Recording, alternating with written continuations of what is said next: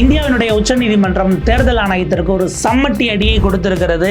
நாங்கள் தேர்தல் ஆணையம் வாக்காளர் பட்டியலை திருத்தம் பண்ணுறோம், அதை மேற்கொள்கிறோம், இதை மேற்கொள்கிறோம்னு லட்சமாக நீங்கள் ஆட்களை நீக்கிறத நாங்கள் அனுமதிக்க முடியாதுன்னு ஏற்கனவே சொல்லியிருந்தாங்க. இப்போ நேரடியாக சட்டத்துறை சார்ந்த ஆட்களை நாங்கள் உள்ளே இறக்கிறோம், அவங்க வாலண்டியர்ஸாக மேற்பார்வை எடுத்து யார் யார் பேரெல்லாம் நீக்கப்பட்டதோ அவங்க அதை சேர்க்கணும்னா அந்த வேலைகளை செய்வதற்கான வேலைகளை நாங்கள் உடனடியாக பீகாரில் இருக்கக்கூடிய டிஸ்ட்ரிக்ட் லீகல் சர்வீஸ் அத்தாரிட்டிஸ்க்கு உத்தரவிடுகிறோம் என ஒரு மிகப்பெரிய இடியை இறக்கி இருக்கிறார்கள். அப்ப தேர்தல் ஆணையம் நினைச்ச மாதிரி யாரை வேணாலும் நீக்கிடலாங்கிறத இந்த நாட்டினுடைய உச்சநீதிமன்றம் அனுமதிக்க முடியாது என்பதாக இதை நாம் பார்க்க வேண்டியிருக்கிறது. உச்சநீதிமன்றத்தில் பரபரப்பான வாதி பிரதிவாதங்கள். இன்னொரு பக்கம் காங்கிரஸ் தரப்பிலிருந்து 89 லட்சம் எதிர்ப்புகளை நாங்கள் பதிவு பண்ணோம். ஃபார்ம்ஸை இவங்களை நீக்கிட்டாங்க, சேர்க்கணும், இருக்கிறவங்களுக்கு கொடுக்காம விட்டுட்டாங்க அப்படின்லாம். இது அத்தனையுமே ரிஜெக்ட் செய்யப்பட்டிருக்கிறது அப்படின்னு தேர்தல் ஆணையத்தின் மீது ஒரு பரபரப்பான அரசியல் குற்றச்சாட்டு அந்த பக்கம் வச்சிருக்கிறாங்க. நீதிமன்றத்தில் அடிப்படையில் என்ன நடந்தது, குறிப்பாக 2 நீதிபதிகள் அமர்வு, 2 பேருமே நாளைக்கு தலைமை நீதிபதி ஆகக்கூடிய வாய்ப்புடையவர்களாக இருக்கக்கூடிய அந்த அமர்வில் நடந்தது என்ன என்கிற விஷயங்களை விரிவாக அலசுகிறது தமிழ் குரலின் வளவன் எக்ஸ்க்ளூசிவ் செய்தி தொகுப்பு.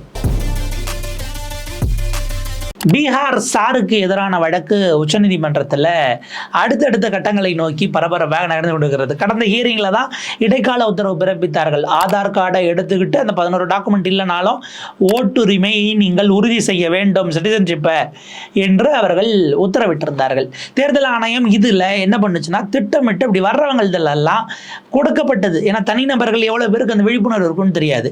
கட்சி சார்ந்த ஆட்கள் வர்றவங்களெல்லாம் வாங்கி வச்சுக்கிட்டு இது முறைப்படி இல்லைன்னு அவங்க அதை ரிஜெக்ட் பண்ற வேலையை தேர்தல் ஆணையம் தொடர்ந்து செய்ததுங்கிற குற்றச்சாட்டை ஆர்ஜேடியில் தொடங்கி காங்கிரஸ்ல இருந்து பல எதிர்க்கட்சிகள் வைத்தார்கள். இதுல ஒருபடி மேல போய் காங்கிரஸ் கட்சியினுடைய திரு பவன் கேரா அவர்கள் ஒரு குற்றச்சாட்டை வைக்கிறார்.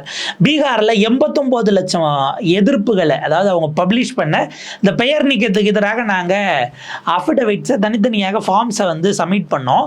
இந்த 89 லட்சத்தையும் நிராகரித்திருக்கிறது தேர்தல் ஆணையம். இது இந்திய ஜனநாயகத்தின் மீது நிகழ்த்தப்பட்டிருக்கக்கூடிய மிக கொடுந்தாக்குதல் அப்படின்னு அவர் மிகப்பெரிய குற்றச்சாட்டை கிளப்பினார். இதுக்கு அர்த்தம் என்னன்னா, இதுல இந்த 65 லட்சம் பேர்ல நீக்கப்பட்டது அப்படின்னா அதுல நான் இங்க தான் இருக்கேன், வேலை பார்த்துக்கிட்டு இருக்கேன், இதான் ஊருக்கு பணம் அனுப்பிக்கிட்டு இருக்கேன், எலெக்ஷன் நேரத்தில் வருவேன், இப்படி சில லட்சங்கள் உயிரோட இருக்கிறவங்களெல்லாம் நீக்கிட்டாங்க அப்படின்னுட்டு அது தனியா ஒரு பெரிய ஃபேக்ஷனாக வந்துச்சு. இப்படி பல விதமான விஷயங்கள், இங்க ஆளே இல்லை, இல்லாத இடத்துல நீங்க போட்டிருக்கிறீங்க, இப்படி ஒரு வீடே கிடையாது, இப்படியான அப்பீல்ஸ் இதெல்லாம் தனித்தனியா நடந்தது. ஏன்னா ஏறத்தாழ 2000 வீட்டுல 100க்கும் மேல ஆள் இருக்காங்கிறாங்க. அங்க போனா 100 பேர்லாம் வீட்டிலேயே அப்படியான இதே கிடையாது அப்படிங்கிறதெல்லாம் நம்ம பார்க்க வேண்டியிருக்கிறது. அப்போ 20,000 2 லட்சம் பேர் நீங்கள் சேர்த்துருக்கிறீங்க, வீட்டுக்கு 100 பேர் மேனிக்கு அப்படின்னு. சில வீடுகள்லாம் அப்படி ஒரு வீடே கிடையாது, 1000 பேர் வரைக்கும் இருக்காங்கலாம் போட்டிருக்காங்கிற கிரவுண்ட் ரிப்போர்ட்ஸ்லாம் வந்தது. இப்போ இந்த சூழலில் இது எல்லாவற்றுக்குமான லீகல் பேட்டில் அப்படிங்கிறது தான் லைவ்ல ரிப்போர்ட் ஆகிருக்கிறது. Claim objections filed after September 1 deadline will be considered says Election Commission of India. அதை விட முக்கியமானது Supreme Court deputes paralegal volunteers to assist அப்படிங்கிறது தான். சட்டத்துறை சார்ந்து ஒர்க் பண்ணக்கூடிய பேராலீகல் அப்படின்னும் பொழுது நீங்கள் அந்த சட்டத்துறை இதுடைய பயிற்சி பெற்றவர்களாக இருக்கிறவர்களை நாங்கள் வாலண்டியர்ஸாக உள்ளே வரணும் அப்படின்ட்டு உத்தரவிடுகிறோம் என்று நீதிமன்றம் இதில் ஒரு இருக்கணும், எங்களுக்கு ஒரு ஹோல்டு இருக்கணும் என்று நினைத்திருப்பதாக தான் நம்ம பார்க்க வேண்டியிருக்கிறது. உச்சநீதிமன்றத்தில் 2 நீதிபதிகள், ஜஸ்டிஸ் சூரியகாந்த் அவர்கள் அடுத்த தலைமை நீதிபதி, அதே போல் ஜஸ்டிஸ் ஜாய் மல்யா பகச்சி அவர் பின்னாடி தலைமை நீதிபதி ஆக போகிறார். இந்த 2 நீதிபதிகள் அமர்வில் தான் எஸ்ஐஆர் தொடர்ந்து வந்துகிட்டு இருக்கிறது. அப்படி வரும்போது கூடுதலாக 2 வாரம் நீங்கள் டைம் எக்ஸ்டெண்ட் பண்ணணும் என்கிற பெட்டிஷன்ஸை அவங்க விசாரிக்கிறாங்க. ஏன்னா இப்போ 1 மாதம் 65 லட்சம் பேர் நீக்கிட்டு 1 மாதம் டைமு, செப்டம்பர் 1க்குள்ளே நீங்கள் என்ன பண்ணணும்னா இதை எதிர்த்து உங்களால் என்னென்ன பெட்டிஷன்ஸ் போடணுமோ போட்டுக்கலாம். இதை பெட்டிஷன்ஸை பரிசீலனை பண்ணிட்டு அடுத்த 1 மாதத்துக்குள்ளே ஃபைனல் டிராஃப்டை போட்டால் அதில் இருக்க பேர் மட்டும்தான் ஓட்டு போட முடியுங்கிறதான் ப்ரொசீஜர் அப்படின்னு அவங்க சொல்லிக்கிட்டு இருக்காங்க. இப்போ இதில் நிறைய பேர் இவங்க ரிஜெக்ட் பண்ணிட்டுருக்காங்க. தேர்தல் ஆணையம் ப்ரொசீஜரை ஃபாலோ பண்ணல, ஆதார் கார்டை சேர்க்க சொன்னதெல்லாம் கரெக்டாக அவங்க உள்ளே வாங்கி செக் பண்ணல என்று பல குற்றச்சாட்டுகள் இருக்கிறதுனால 2 வாரங்கள் டைம் அப்படின்னு வரும்போது தேர்தல் ஆணையம் சொல்லிவிட்டது, நாங்கள் செப்டம்பர் 1க்கு பிறகும் இன்றைய இது முந்தைய தேதி நேற்று வரைக்கும் அடுத்து வரக்கூடிய எல்லாத்தையும் நாங்கள் கன்சிடர் பண்ணுறோம், நீங்கள் அதுக்கு வந்து ரொம்ப ரோவிங்க ஆர்டர் கொடுத்துறாதீங்க, நாங்கள் பார்த்துட்றோம் அப்படின்னு அவங்க ஒப்புதல் கொடுத்துருக்கிறார்கள் நீதிமன்றத்தில். நமக்கு என்ன சந்தேகம்னா, நீங்கள் அதை பண்ணியே ஆகணும்னு நீதிமன்றம் இடைக்கால உத்தரவில் இன்னைக்கு வெளியாகக்கூடிய உத்தரவில் வார்த்தையாக போட்டுட்டா நீங்கள் பண்ணியே ஆகணும்னு போட்டுட்டா அது பைண்டிங்காக மாறுவதற்கான வாய்ப்பு இருக்கிறது. தேர்தல் ஆணையத்துக்கு அது ஒரு உத்தரவாக போகிறது அப்படிங்கிறது. நீங்கள் ஏன்னா பல நேரங்களில் ஆர்டர் வேறு, டைரக்ஷன்ஸ் வேறு அப்படிங்கிற விஷயங்கள் இருக்கிறது. அதே போல் அட்வைசரி நேச்சரில் அவங்க அந்த கருத்து சொல்கிறாங்களா, டோன்கிறது ரொம்ப முக்கியமானது. ஏன்னா அதை வச்சு நீங்கள் விளையாட முடியும். ஸோ அந்த அடிப்படையில் தேர்தல் ஆணையமே போய் நாங்களே செஞ்சிடறோம் அப்படின்னு வாலண்டியராக அங்கே சேர்ந்துருக்குறாங்களாங்கிற ஒரு கேள்வி இருக்குது. அது நம்ம ஒரு பக்கம் வைப்போம். இன்னொரு பக்கம் தேர்தல் ஆணையத்துக்கு ஏன்னா நீங்கள் எதிர்கட்சிகள் எல்லாம் குற்றச்சாட்டு வைக்கிறாங்க. பாதிக்கப்பட்ட மக்களின் சார்பாக பலரும் ஆஜரானாங்க. பிரசாந்த் பூஷன் அதில் ஒரு ஃபேக்ஷனை ரெப்ரசன்ட் பண்ணுறாரு. அவங்க வர இடத்துக்கு தான் அந்த கோரிக்கைகளை கேட்ட பிறகு தான் நீதிமன்றம் ஒரு முடிவு வருகிறது. நீதித்துறை சார்ந்தும் இந்த ரோலில், இந்த ப்ராசஸில் ஆட்கள் இருப்பது சரியானதாக இருக்கும் என்கிற முடிவுக்கு உச்சநீதிமன்றம் வருகிறது. அதன் அடிப்படையில் பீகாரினுடைய ஸ்டேட் லீகல் சர்வீஸ் அத்தாரிட்டி, ஒவ்வொரு சட்ட ஆலோசனை மையம் அப்படிங்கிற மாதிரிலாம் அமைப்புகள் நிர்மாணிக்கப்பட்டிருக்கிறது. நீங்கள் சட்ட ரீதியிலாக உங்களுக்கான உதவிகள் தேவைப்படுது அப்படிங்கிற மாதிரி அதெல்லாம் அவங்க உதவி பண்ணுவாங்க. நீங்கள் எடுத்து நடத்த முடியாமல் இருக்கக்கூடிய கேசஸ்ஸு உங்களுக்கான அதை ஒரு மினிமல் இதில் செஞ்சு கொடுக்கக்கூடியதுன்னுட்டு அந்த ஒரு ஸ்ட்ரக்சர் இருக்கிறது. அது கான்ஸ்டியூஷனிலிருந்து உருவாக்கப்பட்டது ஆனால் இல்லை. ஆனால் தேங்கி இருக்கக்கூடிய வழக்குகள் அதில் ஒரு ஃபேர்னஸ், ரெண்டு தரப்பு மோதுறாங்க அப்படின்னா அதில் சமபலம் இல்லாதவர்களாக இருக்கலாம். இப்படியான சூழல்களுக்கு உதவி செய்வதற்காக அந்த லீகல் சர்வீஸ் அத்தாரிட்டியினுடைய ஃபங்க்ஷனிங்கிறது இருக்குது. அவங்க என்ன பண்ணுறாங்க, பீகாரினுடைய ஸ்டேட் லீகல் சர்வீஸ் அத்தாரிட்டியோட எக்ஸிக்யூட்டிவ் சேர்மனுக்கு நீதிமன்றம் சொல்லியிருக்கக்கூடியது, நாளை, அதாவது 2ஆம் தேதி நீங்கள் எடுத்துக்கோங்க, அவங்க 1ஆம் தேதி சொல்கிறாங்க, நாளை மதியத்திற்குள்ளாக எல்லா டிஸ்ட்ரிக்ட் லீகல் சர்வீஸ் அத்தாரிட்டிஸ்க்கும் பேராலீகல் வாலண்டியர்ஸ்க்கும் நீங்கள் இன்ஸ்ட்ரக்ஷன்ஸை கொடுக்கணும். அவங்க பெயர், மொபைல் நம்பர், மற்ற விஷயங்களை எடுத்துக்கிட்டு அந்தந்த பகுதிகளில் நீங்கள் அவங்களுக்கு ஏரியா பிரிச்சுட்டு அவங்களுடைய பெயர், அந்த ஃபோன் நம்பரை நீங்கள் பப்ளிஷ் பண்ணுங்கள். யார் யாருக்கெல்லாம் சிக்கல் இருக்கிறதோ, தேர்தல் ஆணையத்தால் பெயர் நீக்கப்பட்டவர்கள், இல்லாத இடத்துல இருக்குன்னு சொன்னதாக குற்றம் சாட்டக்கூடியவர்கள், உயிரோடு இருக்கிறவங்களுக்கான இதை நீக்கப்பட்டவர்கள், அந்த ஊர்லேயே இருக்கிறவங்களுக்கு நீக்கப்பட்டது, இப்படி பல சிக்கல்கள் இருக்கலாம். அவர்களை அந்த தனிப்பட்ட யார் யாருக்கெல்லாம் கிரீவன்சஸ் இருக்கோ அவர்கள் இந்த பேராலீகல் சர்வீஸ் வாலண்டியர்ஸை அப்ரோச் பண்ணலாம் என்கிற விஷயத்தை கொண்டு வந்து இந்த ஹோல் ப்ராசஸில் ஆன்லைன் சப்மிஷன்ஸ், அவங்களுடைய என்ன கிளைம் பண்ணுறாங்க, அவங்களுக்கான எதிர்ப்புகள் என்னவாக இருக்கிறது, இல்லை கரெக்ஷன்ஸ் என்கிற எல்லாவற்றையும் சப்மிட் பண்ணுவதற்கு உதவிக்கு இவங்க உள்ள எய்ட் பண்ணணும் என்பதற்கான வேலைகளை நீங்கள் தொடங்குங்கள் என்று உச்சநீதிமன்றம் நகர்த்தி இருக்கிறது. அப்போ ஒவ்வொரு பேராலீகல் வாலண்டியர் அப்படிங்கிறவர் கான்ஃபிடென்ஷியல் ரிப்போர்ட், இது ரொம்ப முக்கியமானது, எவ்வளோ பேர் வராங்க, என்ன இருக்குது ஏது அப்படிங்கிறதெல்லாம் ஒவ்வொருத்தரும் வேலை பார்க்குறாரு. அப்படி வேலை பார்த்துட்டு அன்னைய நாளினுடைய சம்மரி, எங்கெங்கே கிரிவென்சஸ் இருக்குது என்னங்கிறதெல்லாம் ஒரு ரிப்போர்ட்டாக ரெடி பண்ணி அந்த ரிப்போர்ட்டை நீங்கள் டிஸ்ட்ரிக்ட் ஜட்ஜுக்கு சப்மிட் பண்ணணும், கான்ஃபிடென்ஷியல் ரிப்போர்ட்டாக. அது நீங்கள் வெளியில் வேறு யாருக்கும் கொடுக்கக்கூடாது. ஒரு சீல்டு கவர் ரிப்போர்ட்டாக நீங்கள் கொண்டு போய் டிஸ்ட்ரிக்ட் ஜட்ஜுக்கு ரிப்போர்ட் பண்ணணும். இப்படி பேராலீகல் வாலண்டியர்ஸ் கலெக்ட் பண்ணக்கூடியதெல்லாம் கொலேட் பண்ணி ஒவ்வொரு டிஸ்ட்ரிக்ட் ஜட்ஜும் வாங்குறாங்கன்னா அதெல்லாம் சென்ட் பண்ணிட்டு மாநிலத்தினுடைய ஸ்டேட் லீகல் சர்வீஸ் அத்தாரிட்டி அதை கையில் எடுத்து அதனுடைய டேட்டாஸை கொலட்டேட் பண்ணி எவ்வளவு பெயர் சேர்த்தல் பட வேண்டியது, நீக்கப்பட்டது தவிர, இது அத்தனையும் நீங்கள் ரெடி பண்ணி டேட்டாவை தயார் பண்ணுங்க அப்படின்னு உச்சநீதிமன்றத்தினுடைய 2 நீதிபதிகள் உத்தரவை பிறப்பித்திருக்கிறார்கள். ஸோ இதில் 2 விஷயம் இருக்குது. தேர்தல் ஆணையம் சொல்லக்கூடியது, கிளைம் பண்ணக்கூடியது சரியா தவறாங்கிற ரிப்போர்ட்டை நீங்கள் பொலிட்டிக்கல் பார்ட்டிஸ்ட்டை வாங்க முடியாது. ஏன்னா அவங்க அதை கம்ப்ளீட்டாக அரசியல் ரீதியிலாக டர்ன் பண்ணி ட்விஸ்ட் பண்ணி விட்டுருவாங்கங்கிற ஒரு சிக்கல் இருக்குது. ஆர்ஜேடி பேசும்போது நிதிஷ்குமார் கட்சியினுடைய சேர்ந்தவர்கள் போய் கடுமையான எதிர்ப்பு தெரிவிப்பாங்க. தேர்தல் ஆணையமே என்ன பண்ணோம், அவங்க பொலிட்டிக்கல் இதை எங்களை வச்சு விளையாட பார்க்குறாங்கன்னு சொல்லும்.